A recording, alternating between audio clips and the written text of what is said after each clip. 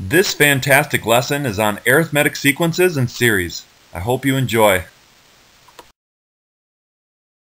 Today's objectives is to find the indicated terms of an arithmetic sequence, find the sums of arithmetic series, and some of the vocabulary we're going to learn is arithmetic sequence and arithmetic series. Let's start off with the definition of arithmetic sequence. Arithmetic sequence is defined as a sequence in which there is a common difference between consecutive terms. The common difference is always the difference between any term and the term that precedes that term. For example, in this sequence example, you notice that it's increasing by 5 between each term. Therefore, we say the common difference is 5.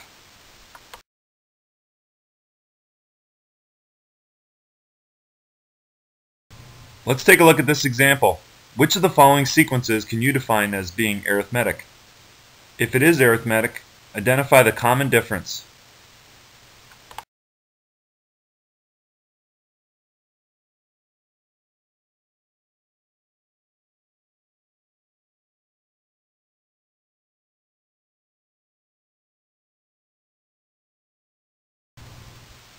Looking at the first sequence, you notice that it's increasing by 2 between each term, and it's the same.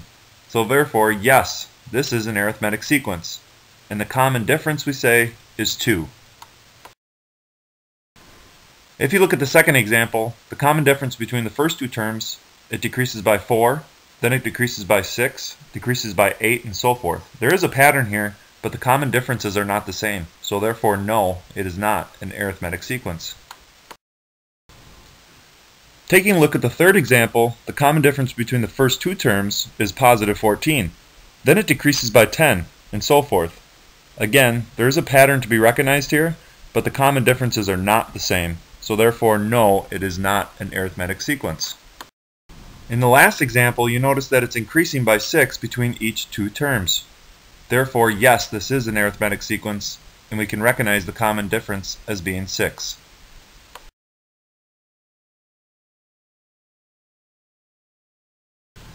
To write the explicit formula of an arithmetic sequence, we can use this formula. The a sub n stands for the nth term. The a sub 1 stands for the first term. N in this formula stands for the term number, and d, of course, stands for the common difference. Let's take a look at this example below. I want you to write the explicit form for the sequence. To write the formula for the sequence, we first must identify the first term. Then, noticing that it's increasing by 2 each time, our common difference is 2. We have enough information here to write our formula. Subbing in the known values of the first term and the common difference, when we simplify, we get our end result. A sub n equals 2n minus 5.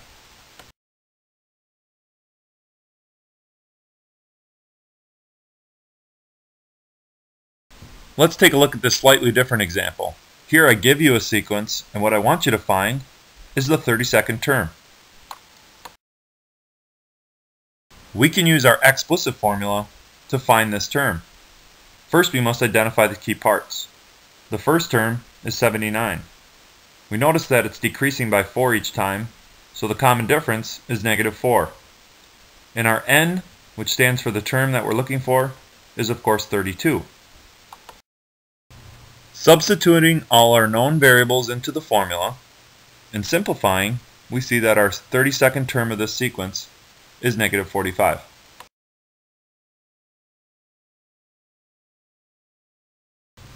To write the recursive formula for an arithmetic sequence, remember there is always two parts.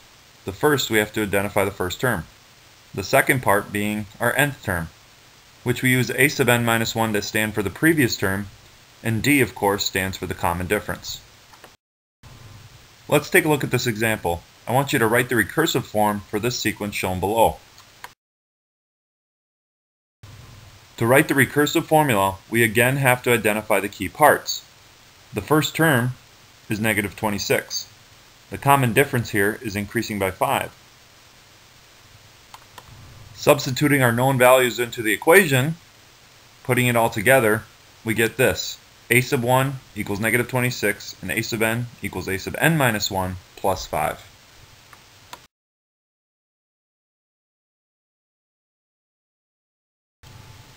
This example is slightly different than the other ones. I want you to find the missing terms of the following sequence.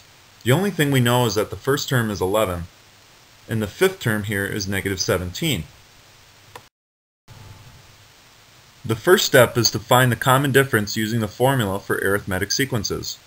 We can use the known information and subbing them into the formula to get our common difference.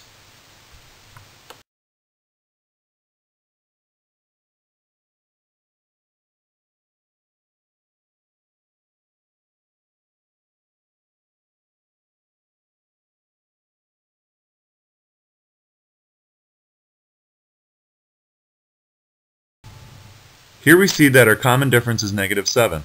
This means that we are subtracting 7 between each term.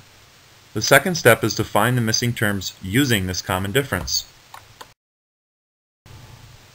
Looking at the example above, the first term is 11. Subtracting 7 gives us 4. Subtracting 7 again gives us the third term of negative 3. And subtracting 7 one more time gives us the fourth term of negative 10. We have now found all of our missing terms.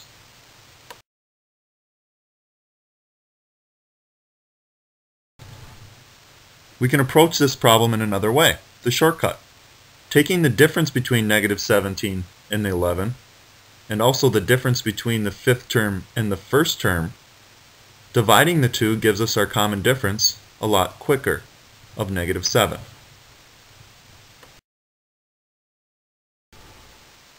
Let's use the shortcut method for this example. I want you to find the 12th term of the arithmetic sequence, with our fourth term being negative 2 and our eighth term being 46. Subbing in our known values into the equation, taking the difference between 46 and negative 2 and the difference between our eighth term and our fourth term, we get our common difference of positive 12. Since we want to find the 12th term of the arithmetic sequence, we know that the eighth term is 46. We also know that our common difference is 12. Adding 12 each time gives us our 9th term, 10th term, 11th term, and then of course our 12th term of our answer being 94.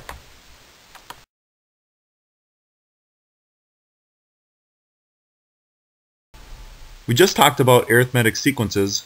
Our second part of this lesson is going to be on arithmetic series. Strap on your seatbelts and enjoy the ride. To find the sum of an arithmetic sequence, we can use this formula, where n stands for the term number, a sub 1 stands for our first term, and a sub n stands for our nth term. Let's take a look at this example. I want you to find the sum of the terms of this arithmetic series. This is represented in sigma notation. Before, we would sub in 1 through 35 to the equation, then add up all the terms. We can use this formula above as a shortcut. As with the explicit formula for arithmetic sequence, we must identify the key variables to sub into this equation. Let's first find a sub n, which is in this case our 35th term. We can find the 35th term by subbing in 35 into the formula. Here we see that it's 76. We can do the same with the first term by subbing in 1 to our formula. So the first term here is negative 26. And the number of terms in this formula, of course, is 35. Substituting our known variables into the equation and simplifying, we get a total sum of 875.